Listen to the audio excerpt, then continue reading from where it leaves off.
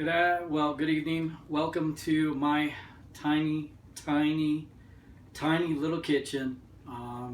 What we're going to do here is basically this is how I envision a demonstration being able to go in St. Louis.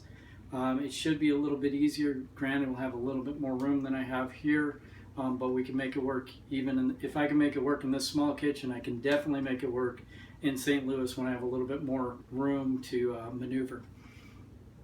So I'm just going to run through this. I'm going to do it in one take and hopefully try to get this all in within the 5 minutes, and we'll just see how things go. So if everybody's ready, welcome to my demonstration. All right, the recipe that we'll be making today is cast iron mac and cheese. A good macaroni and cheese recipe that adds vegetables into it, but also by using some spices we kick up the flavor a little bit, and it really is actually the best macaroni and cheese I made. Made it as a recipe for the cooking classes, and actually it's now my favorite recipe. The cauliflower goes extremely well with it. So these are the ingredients that we have that we're going to use for our macaroni and cheese recipe. We'll need the water for the noodles to hydrate those.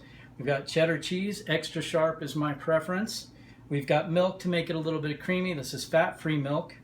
Cauliflower, or aubergine, or eggplant.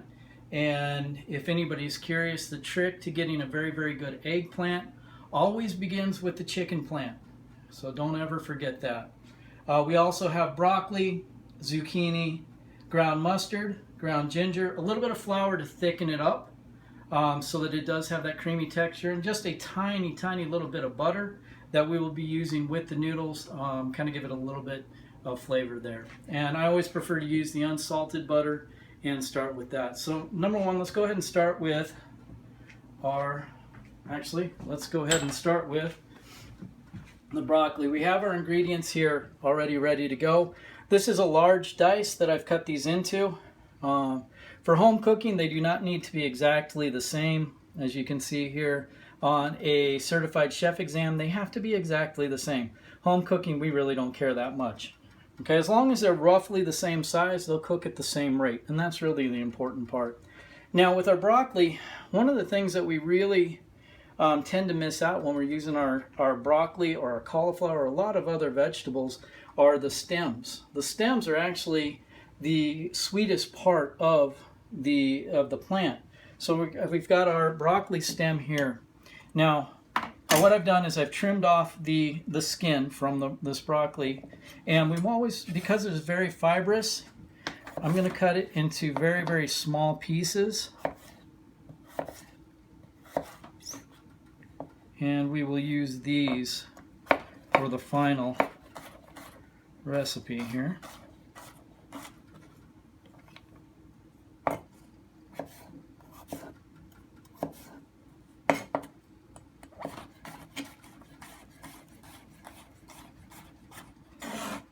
Okay. Now, if you like to use broccoli stems, feel free to use all of the broccoli. If you like to use the florets, use all of the florets that you would like. This recipe calls for a half a cup of each of our vegetables here, but to be honest, I usually use 2 to 3 times the amount, and you can even keep the ingredient or the spices exactly the same. All right, now we're going to look over here. Let me grab our cauliflower, and we're going to rice our cauliflower. So I'm going to cut the stem off. I saved this because we can still use this. Okay, just as an example, we'll cut a couple quick pieces here.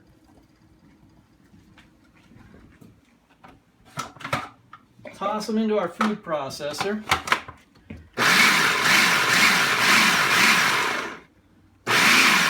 Pulse them a few times, let the biggest pieces fall to the bottom, and then our cauliflower comes out the size, shape, and roughly the same as rice would be. A short grain rice or even a broken rice. And that's what we would want there. All right, now over here, on our next step, I've got our macaroni cooking. Most of the water has already reseated. I'm going to get this pan ready while we're at it. Okay, most of the water is already cooked down, so I'm going to put in our ingredients to saute. Get these going here. And our broccoli stems.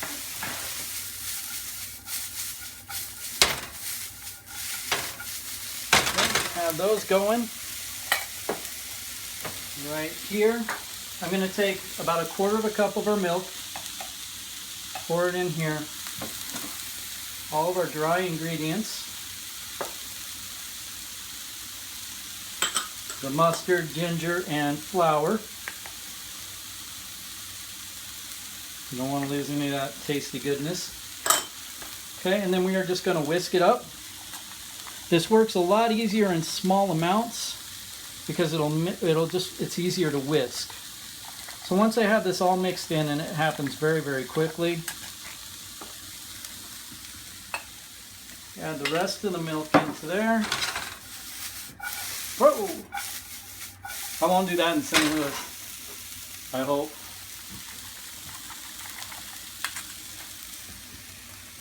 Okay, we take this, pour our milk into here. Okay, just mix it in a little bit.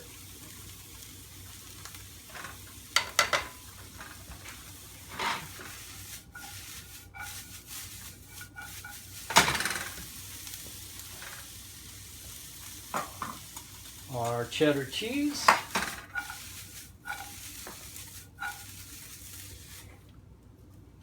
Pour those in there. Whoops. And then we whisk it in. And one of the important things is we want to make sure that by the time I got around to adding all of the milk and the vegetables, most of the water had been cooked off. And that's what we want. Pretty soon here, our heat's going to catch back up. And we will have our final product.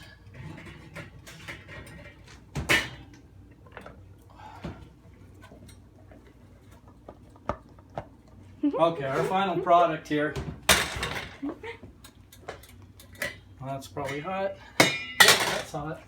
Do not do that at home, kids.